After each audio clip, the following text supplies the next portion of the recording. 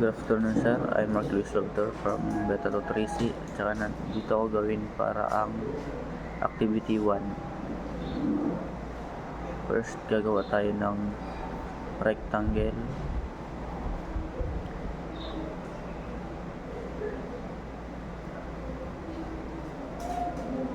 na may haba na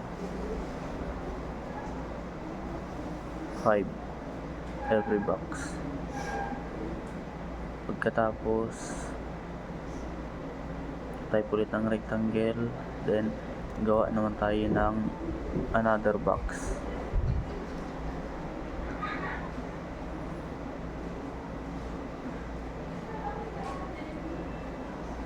Pagkatapos gumawa ng rectangle, pindutin ng extrude, may taas na 1. Katapos ang isang naman, pindutin na may taas na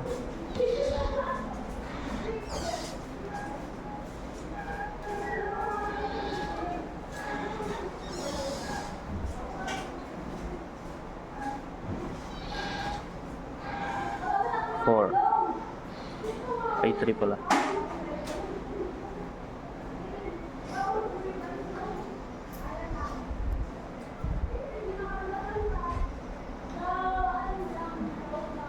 Ngayon, gumawa naman tayo ng isang box ng rectangle may sukat na 1.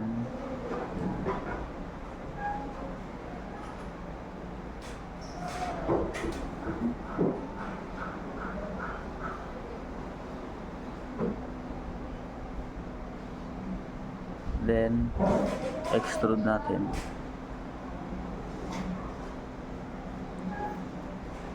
Tapos extrude, ipindutin natin yung dalawang box, tapos union para pagsamahin, then subtract na natin yung kanina na may sobra.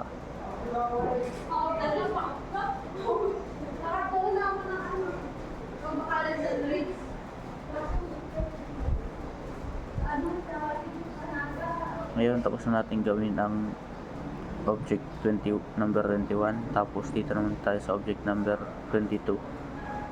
Type rectangle, tapos gawa tayo na may haba na 3.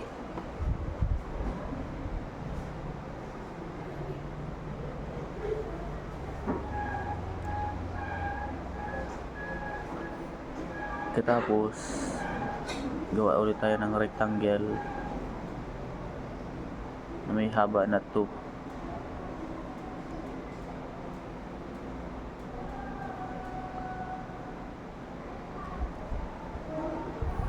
Katapos i-copy lang natin to baba, tapos i-click natin yung dalawang rectangle, then extrude.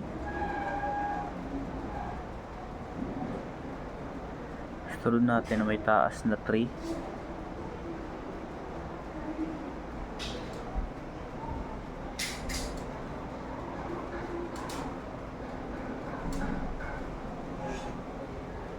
Tapos yung isa naman, extrude din natin na may taas na 4.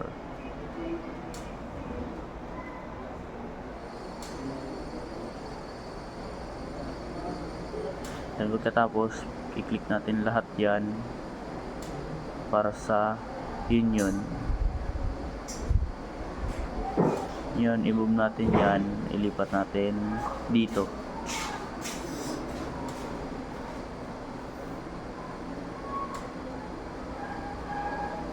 Tapos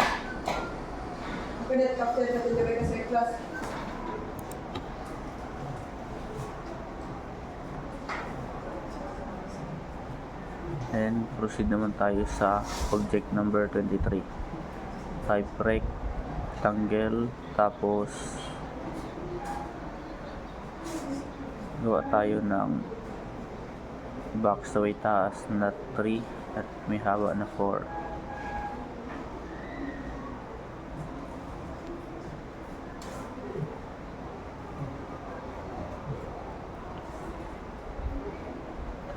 Tapos another box naman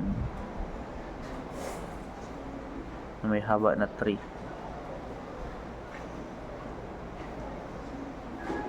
Then click natin ito na dalawa, tapos extrude natin.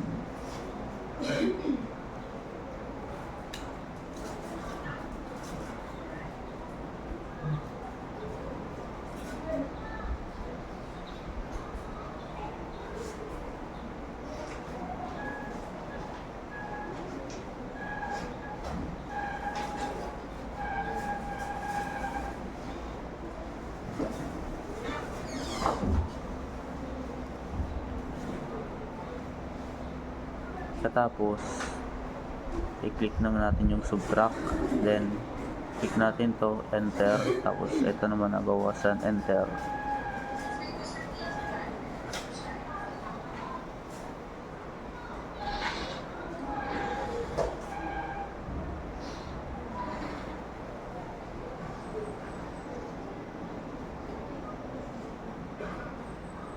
Yan, pag bawas na yan, punta tayo dito sa gitna, then gawa naman tayo ng rectangle ulit.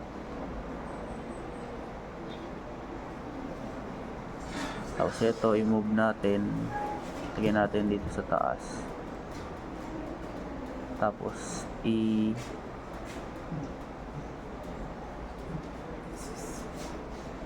extrude natin yan.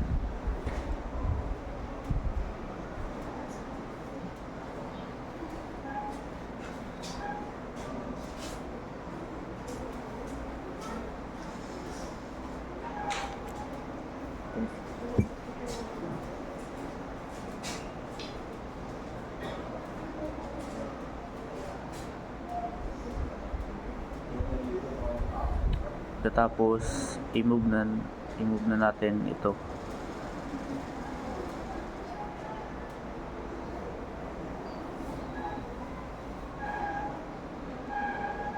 Ngayon, pag na-move na, tapos na tayo sa object number 23, then proceed tayo sa object number 24. Type rect, then gawa tayo ng box ulit.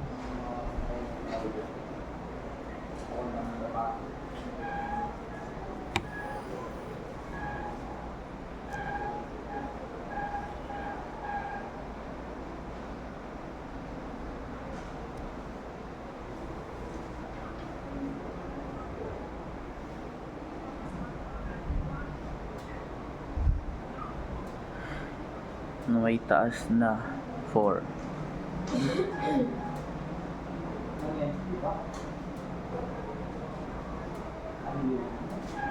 Ngayon, type rect ulit, gawa tayo ulit ang box na may taas naman na 1.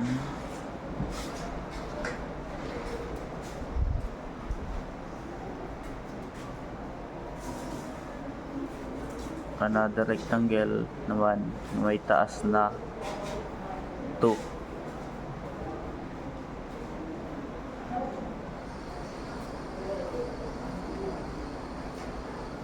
Then click natin to na tatlong object para extrude na may haba na 5.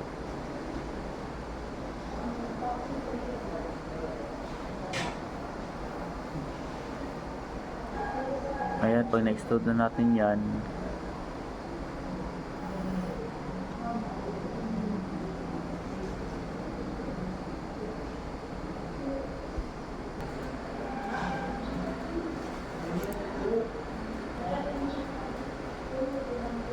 ayan, type rectangle, gawa tayo dito ng rectangle, then pagkatapos copy natin ito, i-move natin sa kabila, tapos extrude naman natin to.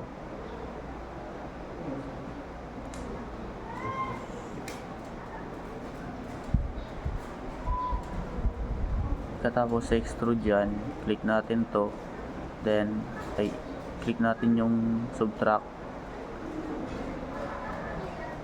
para matanggal. Pagkatapos i-move natin.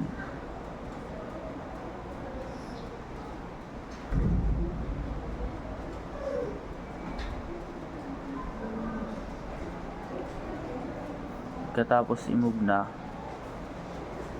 pinutin natin ito na visualize, name, then lipat natin sa single lang viewpoint.